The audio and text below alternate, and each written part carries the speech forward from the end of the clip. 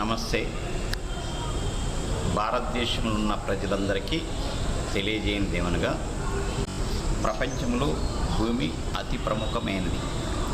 ఈరోజు ప్రపంచంలో సుమారు 800 కోట్ల మంది ప్రజలు పైచిలుకు ఉన్నారు.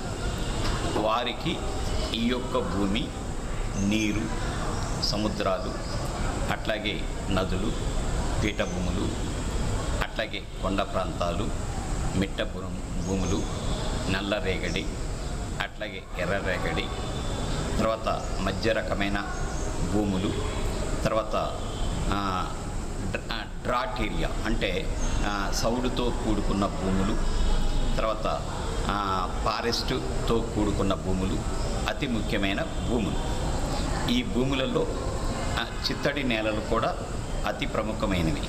అందుకోసం ప్రపంచంలో ఈ భూముల్ని ఎవరైతే ఉపయోగించుకొని ఈరోజు పైకొచ్చారో వారిదే ఈరోజు ప్రపంచంలో అతి ముఖ్యమైనది అనుకుంటూ ఉన్నాం. ఈరోజు ఆసియా ఖండంలో చాలామంది ప్రజలు ఈ భూమిని వాడుకునే స్థితిలో లేరు. ఎందుకంటే ఎడారి భూములు కూడా ఉన్నాయి. ఎడారి భూములు ఆస్ట్రేలియా అనుకోండి, తర్వాత ఆస్ట్రేలియాలో గొర్రెల పెంపకం ఎక్కువగా జరుగుతుంది ఎడారి ప్రాంతంలో. అట్లాగే థార్ ఎడారి ప్రపంచంలో అతి పెద్ద ఎడారి.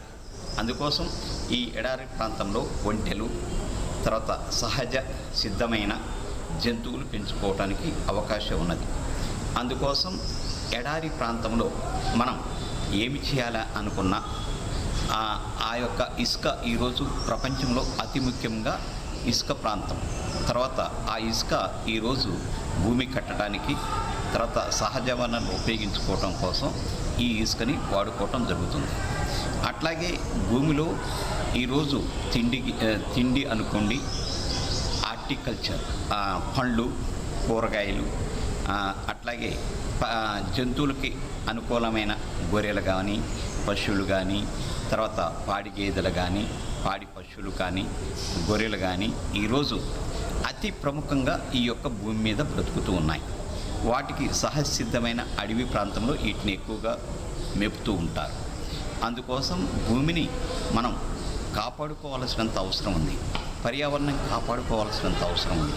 పర్యావరణం దెబ్బతినకుండా ఈ భూమిని ఎప్పుడైతే మనం అతి జాగ్రత్తగా వాడుకుంటామో, ఈరోజు భూమిని అతి గొప్పగా ఎందుకు చెప్పుకుంటున్నామంటే, మనం ఈ యొక్క 800 కోట్ల మంది పైగా ఉన్న ప్రజలు ఇటు చంద్రమండలం మీద కానీ ఇంకా ఎక్కడ జీవించడం లేదు.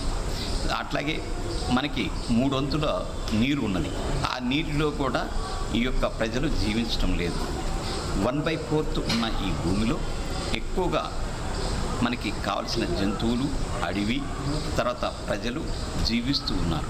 అందుకోసం ఈ తక్కువ భూభాగంలో సహజ సిద్ధమైన ఈ భూమిని మనం కాపాడుకున్నట్టయితే ముందు వచ్చే ప్రజలకి, ఎన్ని కోట్ల మంది ప్రజలైనా వారికి నిత్యము ఆహారము, నీరు, తర్వాత పండ్లు, కూరగాయలు, జంతువులతో మమేకమైన జీవన విధానము, తర్వాత సాధు జంతువులు, వీటన్నిటికీ మనం రక్షణ ఇచ్చిన వాళ్ళం అవుతాం. అందుకనే భూమిని పర్యావరణంలో మనం అతి ముఖ్యమైన భాగంగా చూసి పర్యావరణానికి కోతకి గురి కాకుండా, తర్వాత భూమి కొట్టుకొని పోకుండా, తర్వాత పంటల్ని ఎక్కువగా పండించుకొని కెనాల్స్ రూపంలో, అట్లాగే లేక్స్ రూపంలో, తర్వాత చెరువుల రూపంలో, తర్వాత అనేకమైన రీతులుగా భూమిని నీటి సదుపాయం కల్పించుకొని ఈ భూమిని సాగులోకి తీసుకురావాల్సినంత అవసరం. అందుకోసం మనం హరప్పా నాగరికత, సింధు నాగరికత, మెసొపొటేమియా నాగరికత, తర్వాత ఈ యొక్క నాగరికతలలో ప్రజలు ఓన్లీ నదీ మైదానంలో జీవించి ఉన్నారు. కానీ ఇప్పుడు 2025లో ఈవెన్ కొండ ప్రాంతమైన తిరుపతికి కూడా నీటి సదుపాయాన్ని మనం అందిస్తూ ఉన్నాం. అట్లాగే ఎడారి ప్రాంతంలో కూడా నీటి సదుపాయాన్ని ఉపయోగిస్తూ ఉన్నాం. ఇజ్రాయెల్లో నీటికి చాలా ప్రముఖమైన పాత్ర ఉన్నది. అక్కడ నీరు ఎక్కువ దొరకవు. కానీ నీరు ఈరోజు వాళ్ళు ఇతర ప్రాంతాల నుంచి తీసుకొచ్చి మీటర్ పెట్టి ఆ మీటర్ ద్వారా సప్లై చేసుకొని అక్కడ పంటలు పండించుకుంటూ జీవన విధానం సాగిస్తూ ఉన్నారు. అందుకోసం ఈ యొక్క నీరుని మనం కాపాడుకోవాలి, భూమిని కాపాడుకోవాలి, అడవిని కాపాడుకోవాలి, జంతువుని కాపాడుకోవాలి. తర్వాత భూమికి అనుకూలమైన ప్రతి ఒక్క అంశాన్ని మనం జాగ్రత్తగా చూసుకోవాల్సినంత అవసరం ఉందని తెలియజేస్తూ ఈ యొక్క భూమిని save earth, save human life అనే ఒక శ్లోకంతో మనం ముందుకు పోవాల్సినంత అవసరం ఉందని తెలియజేస్తూ పేరు దునుకు వేలాద్రి, సామాజిక కార్యకర్త. అట్లాగే